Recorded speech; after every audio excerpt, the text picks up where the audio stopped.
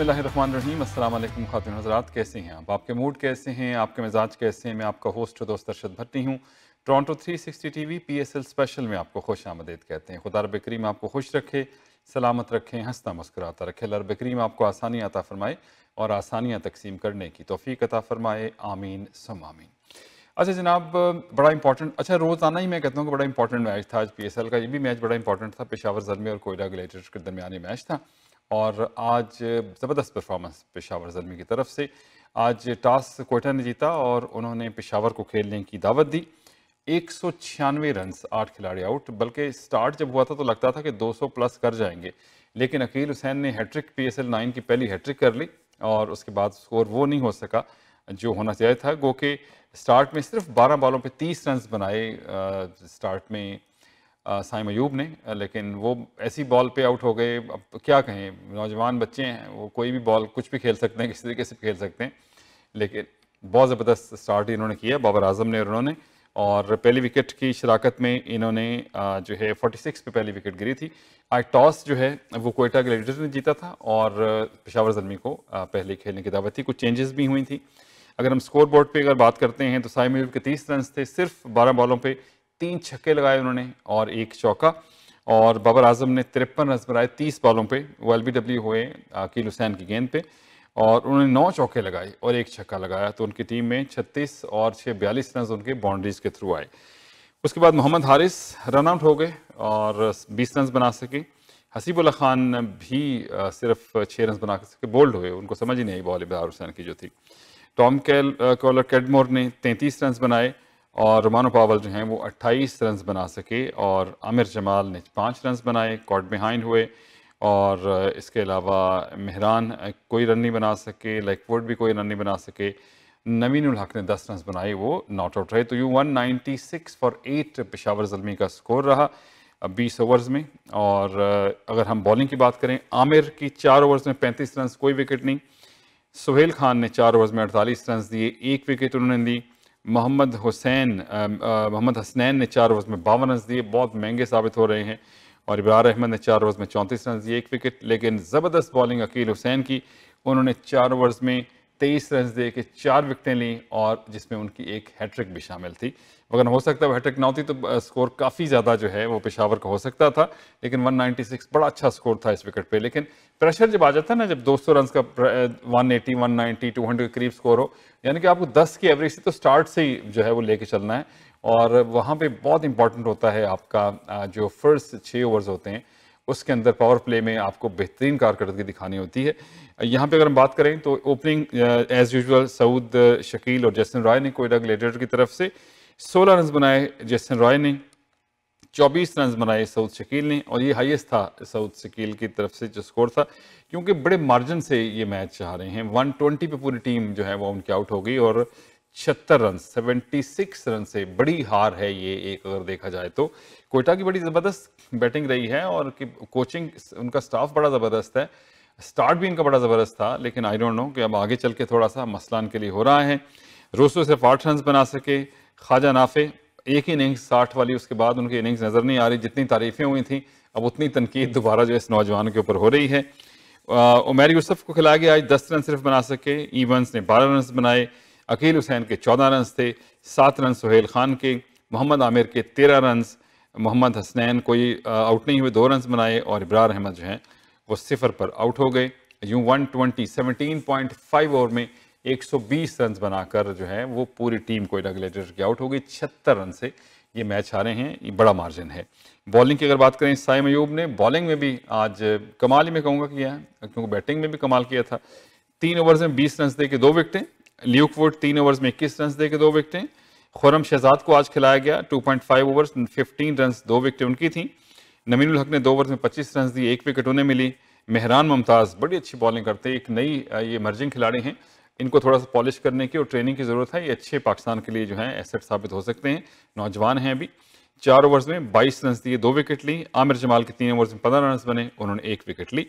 और यूँ man of the match भी साइम अयूब रहे, 30 रन भी बनाए 12 बॉलों पे और उन्होंने 20 रन दे के जो हैं 2 विकेटें भी ली हैं। उन्होंने 3 ओवर्स में 20 रन दे के 2 विकेटें ली। और मैन ऑफ द मैच भी वो साइम अयूबी रहे। तो अब अगर हम अब चलते हैं पॉइंट टेबल की तरफ चलते हैं कि इस वक्त सूरत हाल क्या है। मुल्तान सुल्तान 8 मैचेस में 12 पॉइंट हैं उनके, और अगर हम पेशावर ज़ल्मी को देखें तो उनके भी 9 मैचेस में 11 पॉइंट होंगे। समझिए दोनों टीमें थ्रू हैं, क्योंकि बहुत मुश्किल है। इस्लामाबाद यूनाइटेड का एक मैच है, वो भी 11 रन, अगर वो अगला मैच जीत जाते हैं तो भी उनके 11 पॉइंट्स बनेंगे। कोयटा ग्लेडिएटर ने 8 मैच खेले हैं, वो भी अगर अगले दोनों मैच अगर जीतते हैं तब जाके वो 13 पॉइंट्स की तरफ जाएंगे। और कराची किंग्स को मैच खेलना बड़ा जीतना बहुत ज़रूरी है। कल कराची का और लाहौर का मुकाबला है। कराची की भी 8 मैचेस हैं, अगर वो कल का मैच हार जाते हैं तो फिर वो भी प्ले ऑफ से जो है वो उनके लिए फिर कोई चांस नहीं। दोनों मैच खेलेंगे तब भी 10 पॉइंट्स उनके होते हैं। तो आप टेक्निकली आप देखें तो मुल्तान सुल्तान और पेशावर ज़ल्मी, मुल्तान तो ऑलरेडी थ्रू हो गया है, पेशावर ज़ल्मी भी ऑलमोस्ट थ्रू हो गया है, वो भी प्ले ऑफ में खेलेंगे। अब कल का मुकाबला बड़ा अहम है। इस्लामाबाद की बात करें तो उनका एक मैच बाकी है और वो मैच उनको जीतना पड़ेगा, चाहिए, तभी जाके वो मतलब कंफर्टेबली चले जाएंगे प्ले ऑफ में। कोयटा ग्लेडिएटर के पास 2 मैच बाकी हैं, उनके 9 स्कोर, एक ही मैच जीता तो वो प्ले ऑफ में चले जाएंगे। कराची को दोनों मैच जीतने हैं, दोनों मैच जीत के उनके जो हैं वो 10 पॉइंट्स होंगे। तो फिर इन दोनों में से अगर इस्लामाबाद अपना मैच हारता है और कोयटा भी अपने मैचेस जो हैं, कोयटा तो खैर एक मैच जीत जाएगा, उसको 2 मैच बाकी तो वो थ्रू कर जाएगा, और इनको दोनों मैच जीत के 10 पॉइंट होंगे। और इस्लामाबाद अगर मैच अगला हारता है तो फिर उनके लिए मसला है। अगर कराची जीत जाएगा और इस्लामाबाद हार जाएगा, कराची दोनों मैच जीता है तो फिर कराची जो है वो क्वालिफाई कर जाएगा। लेकिन इस वक्त जो है वो मुल्तान सुल्तान और Peshawar Zalmi for sure play of के लिए क्वालिफाई कर गए हैं। इस्लामाबाद अगला मैच जीत जाए तो वो भी क्वालिफाई कर जाएगा, और कोयटा भी एक मैच जीता है तो वो भी क्वालिफाई कर जाएगा। तो फिर अगर दोनों एक एक मैच जीते तो फिर चाहे कराची दोनों मैच भी जीत जाए तब भी उसके 10 पॉइंट होंगे, तो बाकी टीमों के जो है वो 11-11 पॉइंट्स हो जाएंगे। कल बड़ा इंपॉर्टेंट मैच है, और कराची लाहौर का हमेशा ही बड़ा ज़बरदस्त मैच रहता है। भाई डोंट नो कि अब इसमें अगर लाहौर हरा देता है कराची को तो फिर कराची का सफ़र जो है प्ले ऑफ तक जो है वो फिर ख़त्म हो जाएगा, चाहे वो अगला मैच जीत भी जाएँ तब भी, क्योंकि उनके पास अब 2 मैचेस हैं और दोनों जीत के वो 10 पॉइंट की तरफ जा सकते हैं। और उसमें अगर इस्लामाबाद भी अपना मैच हारता है और कोयटा भी अपने मैच हारता है तब जाके इनके चांस बनते हैं। लेकिन इनका चांस अभी ख़त्म नहीं हुआ है, कम से कम चांस कराची का फ़िलहाल ज़रूर है। तो देखिए अगले मैचेस में उनकी कारकर्दगी कैसे रहती है। तो कल का मैच कराची में होगा, लाहौर की टीम कराची पहुंच गई है, और ये कराची किंग्स और लाहौर कलंदर का कल 9 बजे कैनेडियन वक्त के मुताबिक ये मैच होगा, और पाकिस्तान में बजे होंगे 7। ये असल में ये ऐसा मैच है जिसके बाद अगर वो कराची मैच हार जाता है तो फिर कराची के लिए भी सफ़र जो है PSL के प्ले ऑफ का ख़त्म हो जाएगा। आज PSL 9 की पहली हैट्रिक हुई है, और अकील हुसैन कोयटा ग्लेडिएटर के जो बैट्समैन बॉलर हैं उन्होंने कारनामा सर अंजाम दिया है, और अहम उन्होंने विकटें ली हैं। चौथे ओवर की दूसरी, तीसरी और चौथी गेंद पे उन्होंने पेशावर ज़ल्मी के आमिर जमाल, मेहरान मुमताज़ और ल्यूकवुड को आउट किया, और 4 ओवर्स कराए थे, 23 रन दे के उन्होंने जो है 4 विकटें ली हैं। ज़बरदस्त कारकर्दगी हम इस हवाले से उनकी कह सकते हैं। उसामा मीर कहते हैं कि मैंने अपनी गलतियों से जो है वो सबक सीखा है, और जब मैंने ख़राब परफॉर्मेंस की वजह से मैं बहुत मायूस हुआ था, और फिर मैंने अपनी गलतियों से सबक सीखना शुरू किया। वनडे आया तो स्लो गेंद करने की कोशिश की, एक्शन भी तब्दील कर लिया। पहले मुझे अंदाज़ा नहीं हुआ कि क्या गलतियां हो रही हैं, बाद में एहसास हुआ कि मेरा एक्शन ही मुकम्मल नहीं हो रहा था। अब तक के 18 विकेटों में से बेहतरीन विकेट बाबर आजम की थी जब उन्होंने आउट किया, और जिस तरह बाबर खेलते हैं वो किसी से आउट नहीं होंगे। 2 बार फाइनल में नाकाम हुए, इस बार वो कहते हैं स्वामीर कि हम जो है वो फाइनल ज़रूर जीतेंगे। चलें जी, लेट्स सी। अच्छा, एक आज मैं बयान पढ़ रहा था सलमान बट साहब का।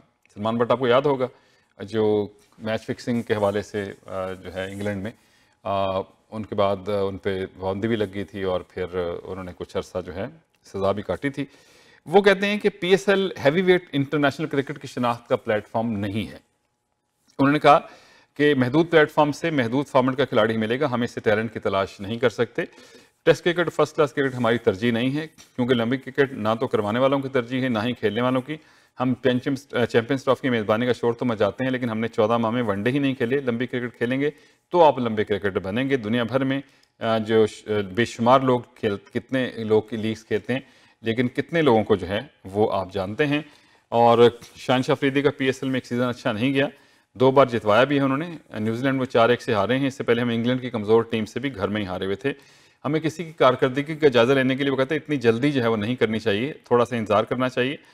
अच्छा, अब जिस तरह से पजीराई हुई है आमिर की, मोहम्मद आमिर की, खेल भी रहे हैं, बाहर भी खेलते हैं, टीम में भी रिटायरमेंट लिए, लेकिन वो शायद वापस आ जाएं। मोहम्मद आसिफ जो थे वो बिल्कुल ही आउट हो गए, वो पाकिस्तान क्रिकेट से उनका ख़त्म हो गया। वो भी तनकीद बहुत करते हैं पाकिस्तान क्रिकेट पे, और सलमान भट्ट भी तनकीद बहुत करते हैं।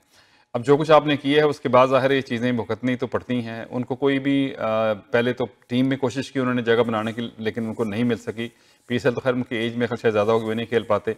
ना ही कोई दूसरी तरह से वो मुख्तलिफ टेलीविजन चैनल्स पे जो हैं आके तबसरा करते हैं, और वो भी मेरे ख्याल से इस दफ़ा मैंने नहीं देखा। पहले तो वो तबसरा करते थे, तो अब यही कर सकते हैं, तनकीद ही कर सकते हैं। वरना बड़े इंटरनेशनल प्लेयर्स PSL से आ रहे हैं, पाकिस्तान को बड़े अच्छे प्लेयर्स PSL से मिलते हैं। तो मेरा नहीं ख्याल कि ऐसी बात सलमान भट्ट साहब को सूट इसलिए नहीं करती क्योंकि उनकी आउटपुट उनकी अपनी नहीं है, तो फिर इस तरह क्रिकेटर्स पे या PSL पे तनकीद करते हैं जो मुनासिब नहीं है। बड़े अच्छे यहाँ से हमें प्लेयर्स भी मिले हैं, बॉलर्स भी मिले हैं, बैट्समैन मिले हैं, और इंटरनेशनल प्लेयर्स भी जितने हो सकते हैं, जितने पाकिस्तान के फ्रेंचाइजेस कोशिश कर सकती हैं वो आते हैं, और बहुत अच्छे प्लेयर्स जो हैं वो आते रहे हैं। पिछले सालों भी आते रहे हैं। कुछ इंटरनेशनल सर्किट ऐसा होता है, बाज़ औक़ात सब मुख्तलिफ टीमों के मैचेस चल रहे होते हैं, तो ज़ाहिर मुल्क की नुमाइंदगी करना ज़्यादा अहम होता है।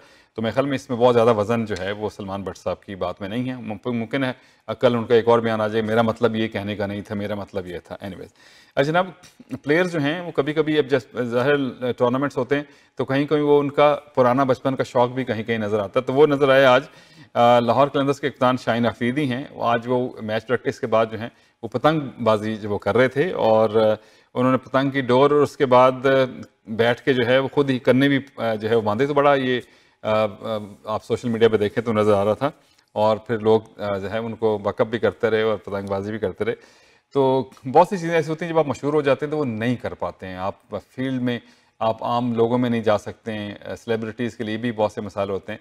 तो बहुत सारी चीज़ें जो दिल में होती हैं वो बाज़ औक़ात अपने चंद दोस्तों के साथ मिलकर तो कर लेते हैं, वगरना वो ऐसा बाज़ औक़ात नहीं कर नहीं पाते।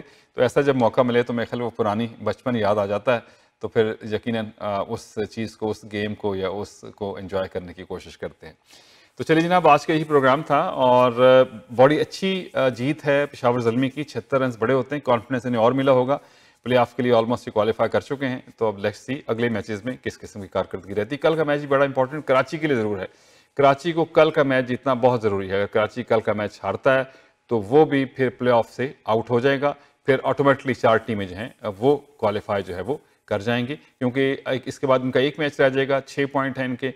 अगला मैच हारेंगे तो 6 रहेंगे, अगला जीत के भी 8 पे चले जाएंगे। तो बाकी टीमें ऑलरेडी जो है वो 9 पे, 11 पे हैं, 12 पे और फिर 9 पे हैं। दोनों मैच जीतेंगे तब इनका कंपटीशन जो है वो बनता है कि ये फिर कराची जो है क्वालिफाई कर सकती है। तो चलिए जनाब, यहीं आपसे चाहेंगे इजाज़त। दुआ में रखिएगा याद, हौसला नहीं हारना, बल हौसला भी को हारने की चीज़ है। In always follow your heart, क्योंकि सब अच्छे की आवाज़। स्टूडियो इंजीनियर तला भट्टी अपने मेज़बान अरशद भट्टी को दीजिए इजाज़त। बशर्ते ज़िंदगी इंशाअल्लाह कल आपसे फिर मुलाकात होगी। अल्लाह हाफिज़ और सपोर्ट करना।